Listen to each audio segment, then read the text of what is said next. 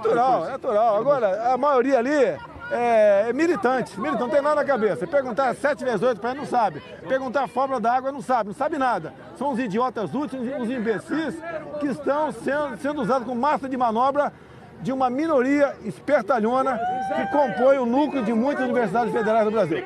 É desse modo que o presidente da República se refere aos professores, aos alunos e às demais pessoas que participaram das manifestações ontem. Ele se refere a essas pessoas como imbecis e como idiotas úteis. Idiotas úteis é uma expressão muito usada pelo Olavo de Carvalho e pelos bolsonaristas e pelos olavistas a partir de uma interpretação do Lenin que eles têm, uma interpretação equivocada do Lenin, que os idiotas úteis são aquelas pessoas que são manipuladas, que ajudam a reforçar o sistema sem saber. É assim que ele se refere a mais de 1 milhão de pessoas em mais de 250 cidades do Brasil, como idiotas úteis, como imbecis. Esse é o tipo de respeito que o presidente da República tem pela população. Por pessoas que foram às ruas, que saíram de suas casas para protestar contra cortes na educação. Para que jovens possam ter uma formação, para que jovens possam estudar e que sua universidade ou seu Instituto Federal não feche as portas. Não deixe de operar por causa desses cortes absurdos do governo. E mais importante, cortes que partem de uma guerra ideológica. Isso que é o crucial. Não são cortes meramente decididos com base em critérios técnicos. São cortes baseados em critérios ideológicos. Há um ataque aos professores, há um ataque aos estudantes, há um ataque ao pensamento crítico, à ciência, ao conhecimento. É um governo retrógrado, obscurantista, anti-intelectualista e que viram na formação, na educação, nos professores, nos alunos universitários e alunos em geral, os seus inimigos. Só que essas vozes não serão caladas. E ontem essas pessoas foram em massa às ruas para expor a sua indignação. E aqui tem alguns pontos que eu quero analisar. Primeiro, da importância desse tipo de manifestação. A União Nacional dos Estudantes já está planejando uma outra manifestação, mega manifestação, no dia 30 de maio. E nesse ponto eles compreendem a marcha dos tempos. Então, a partir do momento que os estudantes, os professores perceberem a insatisfação das pessoas e como juntas elas são muito mais fortes do que como indivíduos, porque assim, olha, a política atual ela tem a intenção de desmobilizar as pessoas, de despolitizar as pessoas. Então assim, você fica atomizado no seu quarto, na frente do seu celular, do seu computador, sua única relação com as pessoas é através das redes sociais.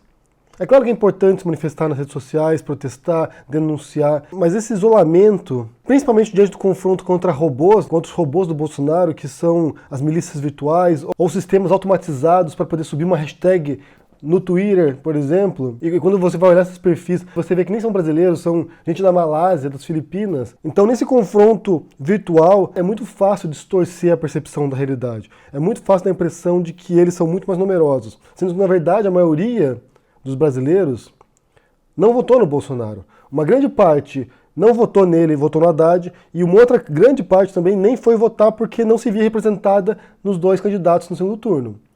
Então a maioria não é eleitor do Bolsonaro. Boa parte dos brasileiros não votou no Bolsonaro. Nós somos a maioria. Por isso que esses movimentos de rua são tão importantes. Primeiro porque dá uma tremenda visibilidade para essa oposição, para essa resistência ao governo, e os governantes têm medo das ruas. Eles têm medo das ruas. Eles sabem onde isso pode levar. Se a gente olhar historicamente, por exemplo, os grandes casos de protestos e de manifestações populares derrubaram reis, derrubaram reinados, derrubaram governantes, mudaram a história. Então eles sabem do poder das ruas. Eles sabem do poder que as pessoas têm quando se unem. Eu vou deixar para vocês aqui no comentário fixado um artigo chamado The Power of Demonstrations, que é o poder dos protestos, que é o poder dessas demonstrações públicas nas ruas.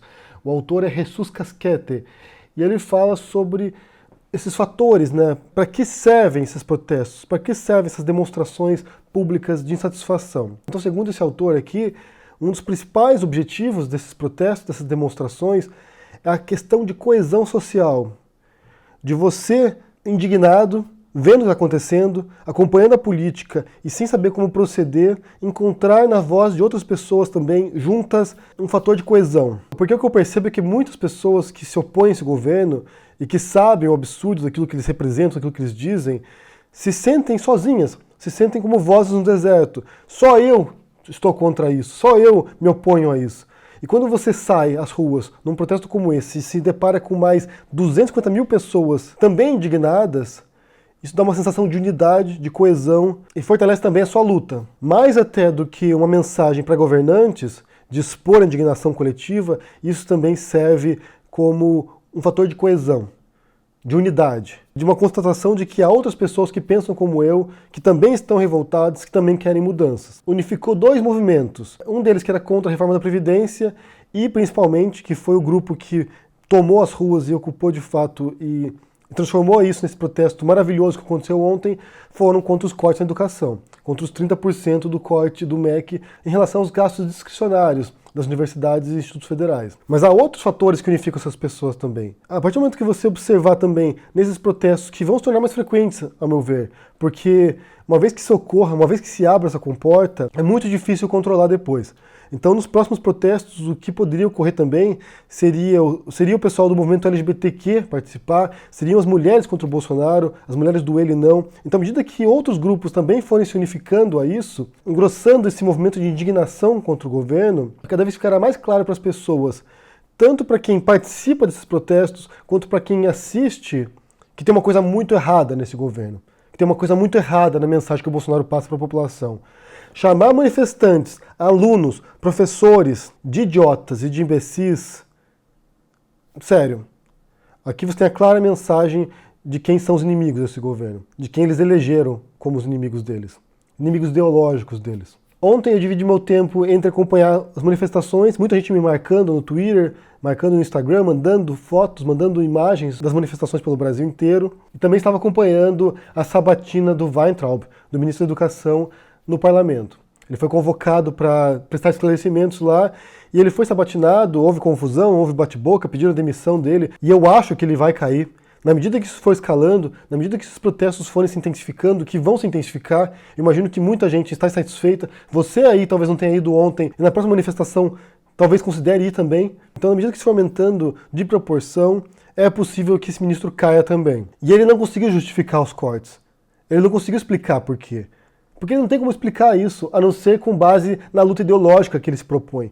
O primeiro argumento dele foi ideológico, foi por causa da balbúrdia nas universidades. Eu escrevi um artigo sobre isso, na Carta Capital, que vou deixar o link para vocês também na descrição aqui, falando sobre como ele usou uma justificativa moral para poder atacar as universidades, dos pelados nas universidades. Ele se mune de um argumento ideológico para atacar esses inimigos que eles estipularam. E esse tipo de manifestação pública, esse tipo de protestos, muitos dizem que a gente sabe como começa, mas nunca sabe como termina. E eu acho também que pode levar, se isso prosseguir, se aumentar de escala, pode levar também à queda do Bolsonaro. Porque se tem uma coisa da qual os políticos têm medo, é do povo nas ruas. Eles não têm vergonha na cara, eles não têm medo de corrupção, eles não têm medo de muita coisa não, mas eles têm medo de pessoas na rua. Porque aquilo ali, aquelas pessoas que estão lá protestando com cartazes na mão, canções e palavras de ordem, é o eleitorado deles. É o que põe essas pessoas no poder e tira essas pessoas do poder. Essas pessoas na rua são o maior exemplo do que é democracia.